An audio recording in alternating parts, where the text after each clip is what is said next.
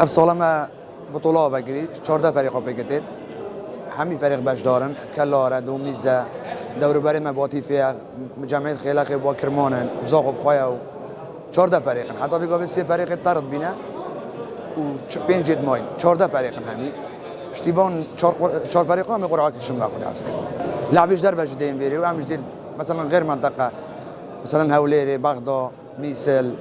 کلار آکری هم القلبان هر سال باش دارد بن خودی افیاریا سر زمانی بابو باپی را هبی و مش جابلوانه کری و بعد تقریبا چند سال که همش بیاریت کنو و تیمام تیما زاخو قلب قوته بو بیاریه و ما 6-7 کاس بدست قوه ایناین و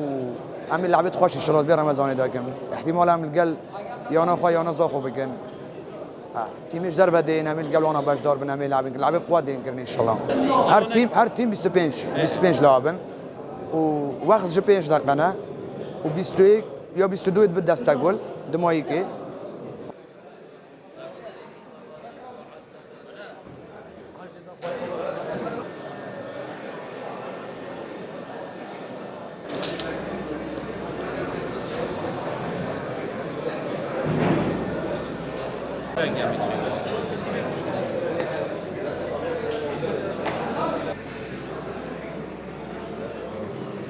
وقتی مرو توجیهات کرد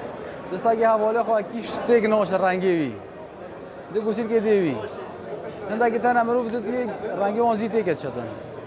و فريقات دیدرش مثلا اگه 10 واندا و بس شیرن 21 لاعب مثلا 25 لاعبن ده سحکی دو سیابت شکی تو ده هلی دمایی که اول گل خطر تیکت شد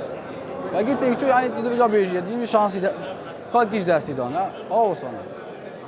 گفتم بام 25 منو گفت گوشتی شد از آب رنگی بیتک شد ایلا آن حرکت که بگید آن رنگ تیکت شد اینا فرتشتنه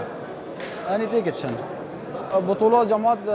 برای بطل انال گلم بده دو ماهی گل چون او ابو سال و چن گل بطولش همین باجی راید برنه یعنی الان تاکیدی چند بطوله برنه بس گلش همین یعنی فرق قویش همین راید برنه منافسه ما کلار بله کلار یعنی گل باشه کردستانه کلار منافسه ما